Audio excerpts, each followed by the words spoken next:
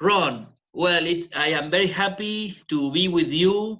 Uh, it's exciting to have someone from California. It's a beautiful place. I can see the sun shining there. We are in winter still here in the south, but uh, I know about you.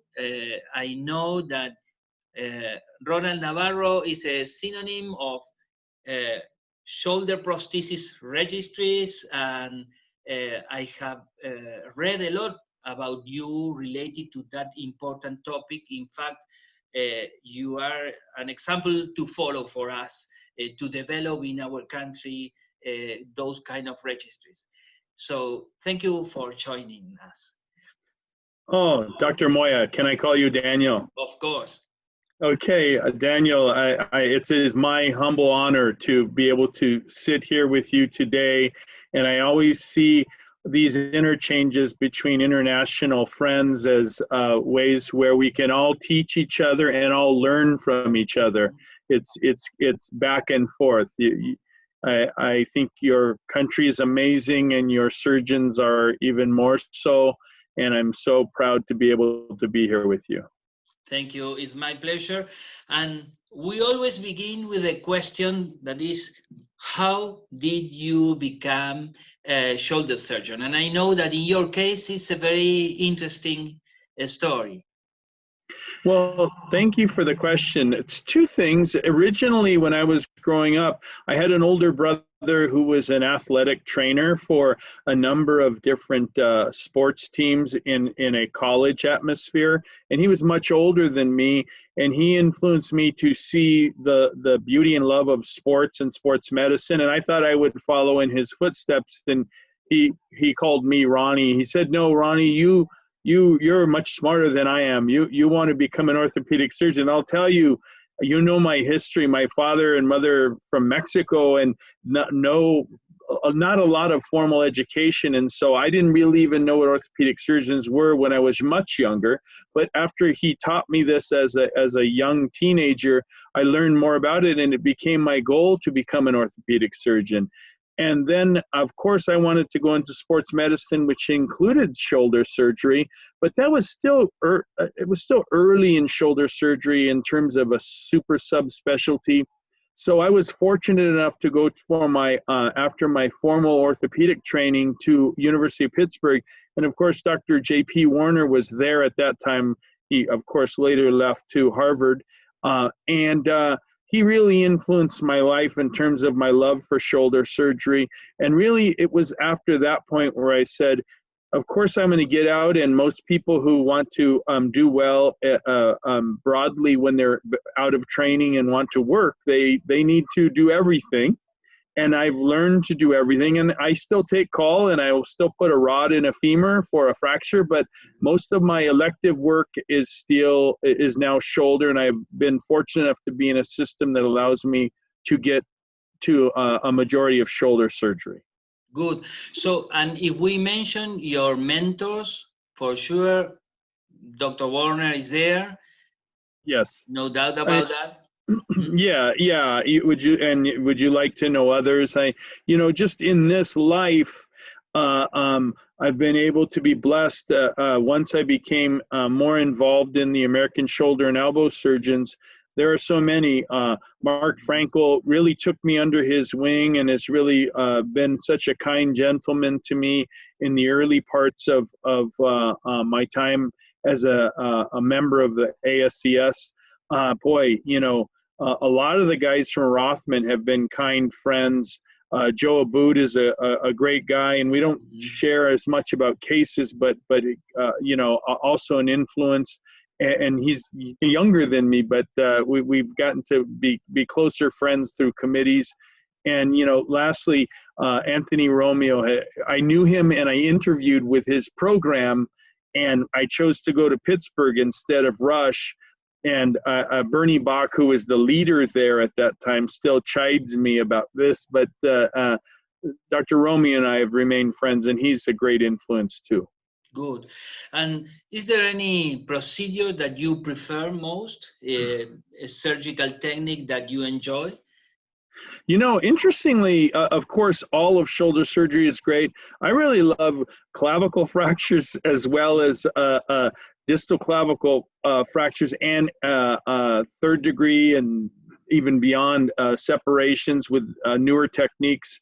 Even though I don't do them as much as shoulder arthroplasty and instability and certainly cuff repair, I just find that that's challenging. And another dear friend is from Tulane. Oh my gosh, I'm blocking on his name now. Some of the guys from some of my other experience have said, you know, that fracture and those problems are hard to find a successful result for. And so it's challenging. You know, there's many techniques, and so that means nobody has figured out the one technique. Yes. And so that's the interesting thing at times. You know, I love what I perform. I learned it from Carl Basmania. I'm sure you know him, and Carl had a great experience dealing with army patients. Yes. So he had a lot of experience on clavicle fracture, distal clavicle fracture, and AC separations. And he taught me the cerclage with PDS, and I love that procedure. I have done it for the last almost 30 years, and I love that. It is a very reliable procedure, cheap, and very anatomic. Sure. Yes. Well, but what I was trying to think of was my good friend Buddy Savoie. He's a wonderful man, of course. and he always jokes. He says, "Ron, how many of those have you followed up and looked at? I'm sure you're going to find that they're dislocated again." Well, you know, when you do the follow up, you find how good you're not. yes, that's true. That's true. But it is a acromioclavicular joint. It's very interesting. Very, very. Yes. And so a friend of mine helped to design a twin-tailed tightrope from Arthrex. So a single potted metal plus the sutures below the coracoid, but then two separate arms into the clavicle. And so you can position them in a way that the clavicle can reduce superior to inferior and anterior posterior if you drill the tunnels differentially. And I've been wanting to write that up to show that I think that that's the way to go, because you can reduce the changes. And so I want to collect all my cases to get that together. In saying that, somebody else will do it before me. You know, I will send to you a paper that we did about the medial coracoclavicular ligament, or the Caldani ligament. And it is very interesting because we perform a sequential cut of the ligaments, and we realize that it has a role in the stability, in the vertical way, but also it prevents the clavicle to go back. I will send it. It's interesting. Yeah, like a check rein. It holds it from going too far posterior. Yeah. Yes. And wonderful. Please. I trained with Dr. Rogut, so having him there and speaking about the classification was really very, very, very fun. Very fun. I want to interview you one day and get all the Rockwood stories. Well, you know that I was thinking to put a bunch of guys of Rockwood former fellows, and every day was a surprise with Dr. Rockwood. Yes.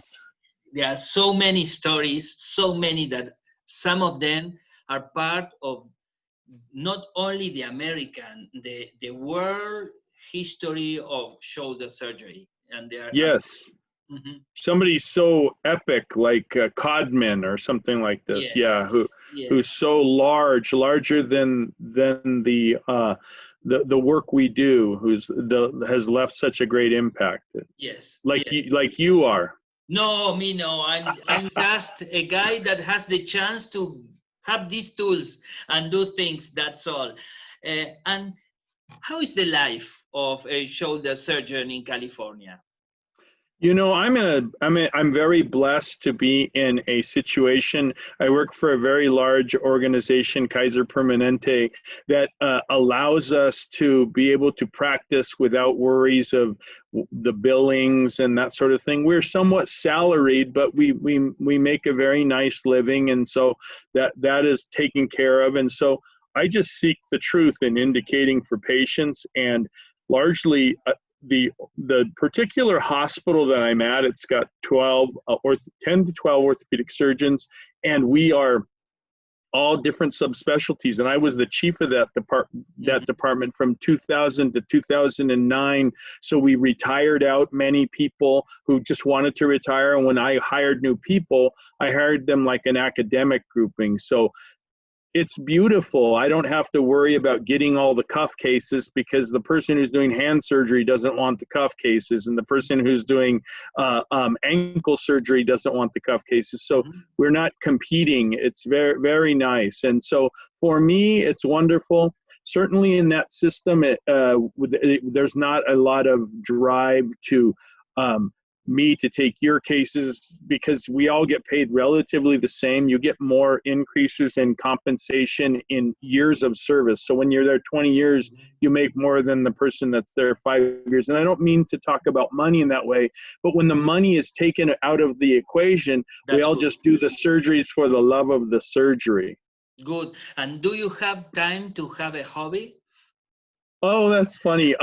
I'm a bit of a workaholic, and I try to do work to publish when I'm not doing my clinical work, and I have a lot of administrative work. But I work out fairly often, both running, and I'm doing a lot more Pilates now that the COVID is here.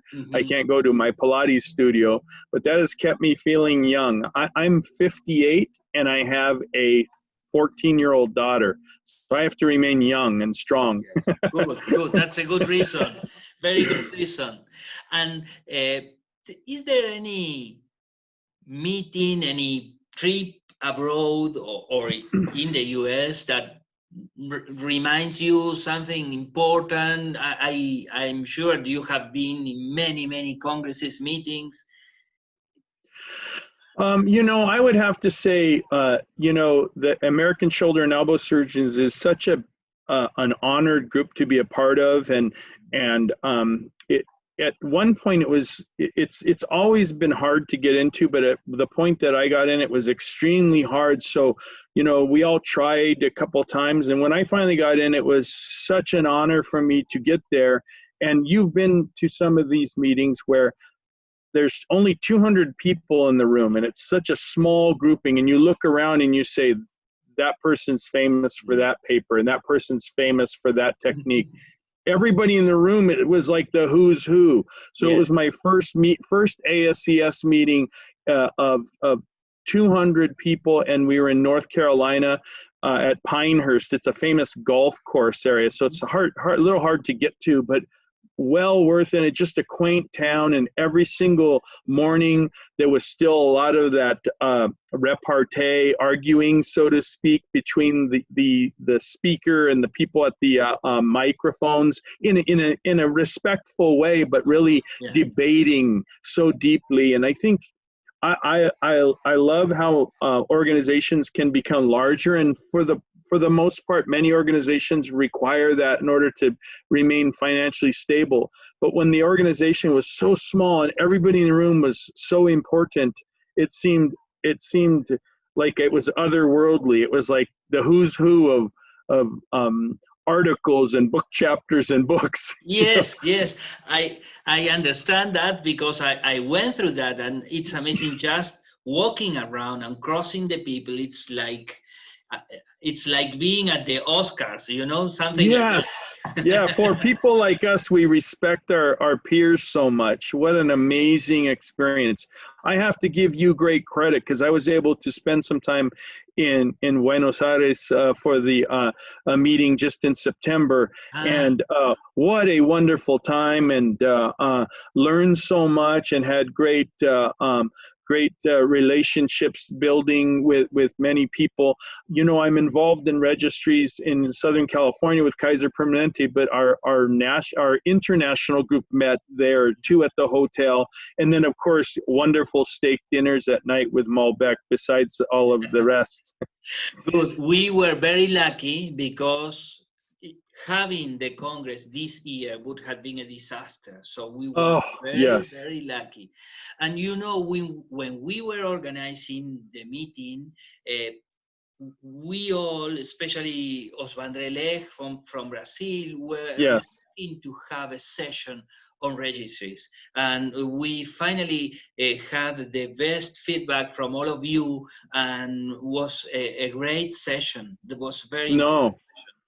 Thank you very much for having that. And I really thought there were people sitting in the room, I think from America, who are less invested in registries, that I was impressed that were there, you know. And so we still have work to do to kind of impress upon people that that's a piece of the overarching research, you know. I always want to write about my 15 cases, and if we can write about all of our thousands of cases, I think it's more impactful. Well, we will need your help, because we are looking forward to create a strong registry in Argentina. We already have organized by the Orthopedic Association hip and knee registries, but we need to develop a shoulder registry. Yes.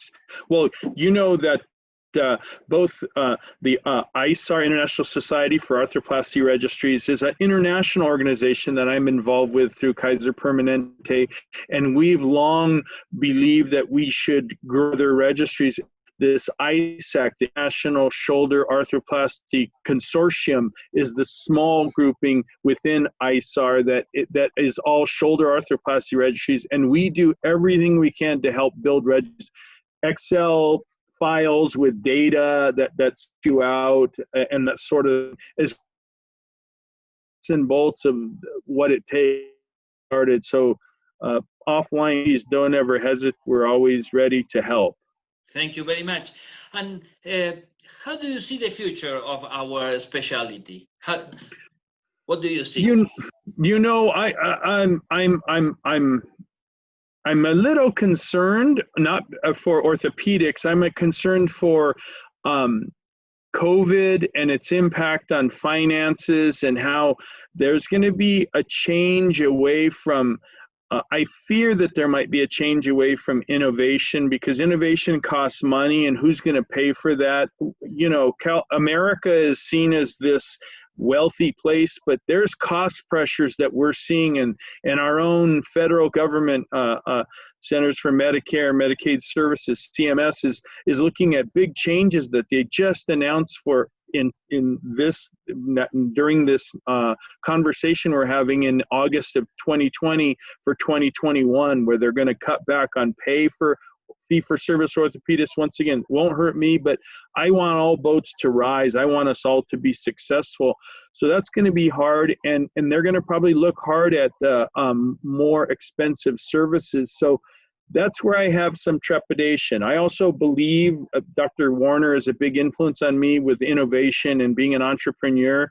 And although I can't do that as much in my setting, I also believe that there's a space for that, so that we can continue to be better and do better, based in part on the things you might think of to have a new device that would help make a surgery easier, faster, etc.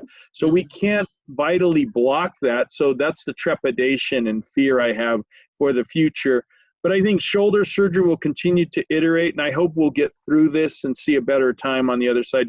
So overall, I'm optimistic, but right now I do have some fears about the short term. Yes. What do you think?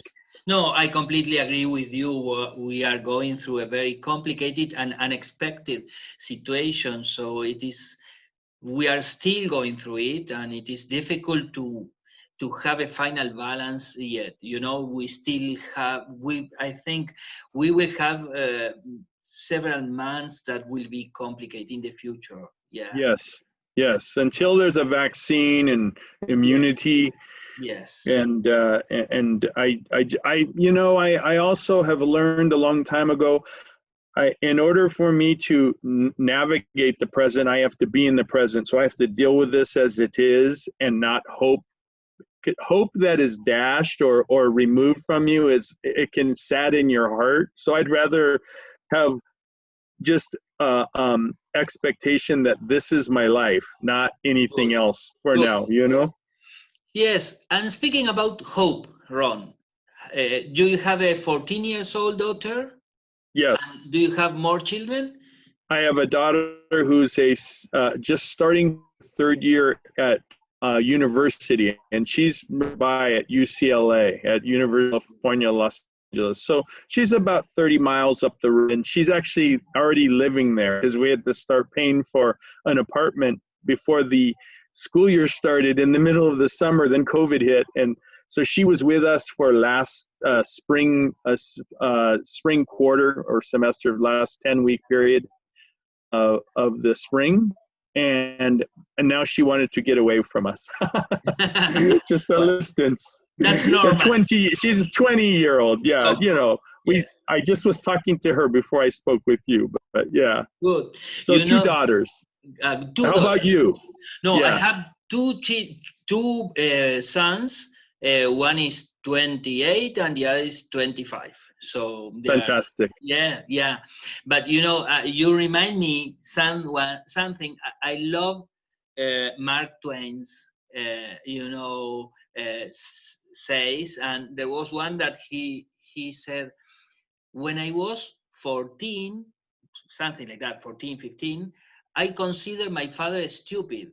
And when I was 20, I couldn't believe how much my father had improved in such a short time. Right. I remember that. That's wonderful. That's very good. Very nice. Yeah. Well, Ron, it was great talking to you. Hope that we have the chance to have you back in Argentina in the future when all these problems disappear. And we will be in touch. And the invitation is mutual. If ever a chance that you or any of your colleagues are in Los Angeles area, please look me up, and we can both enjoy each other's company and do some work together. Good, great. We keep in touch, Ron. Thank you very much. Thank you. It's wonderful. I'm honored once again. Thank you. My honor. Thank you.